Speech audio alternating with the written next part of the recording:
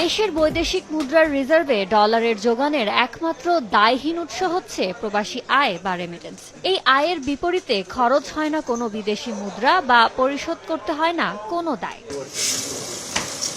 প্রবাসী আয় বাড়াতে আগের সরকারের প্রণোদনা অব্যাহত থাকায় 2024 সালের শুরুটা ছিল ইতিবাচক ধারায়। জানুয়ারিতে আসে বিগত 7 মাসের সর্বোচ্চ 211 কোটি 31 লাখ ডলার। ফেব্রুয়ারিতেও ইতিবাচক ধারা অব্যাহত ছিল। ওই মাসে বিগত 8 মাসের সর্বোচ্চ 216 কোটি 45 লাখ ডলার রেমিটেন্স আসে।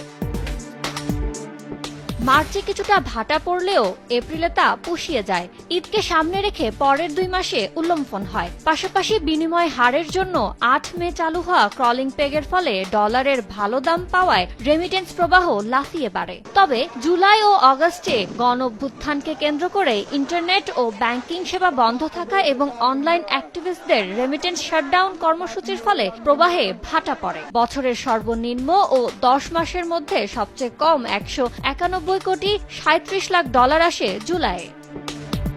নতুন সরকার দায়িত্ব নেয়ার পর সুবাতাস লাগে রেমিটেন্সের পালে। বছরের দ্বিতীয় সর্বোচ্চ 240 কোটি 47 লাখ ডলার আসে সেপ্টেম্বরে। পরের মাসগুলোতেও প্রায় একই ধারা অব্যাহত ছিল।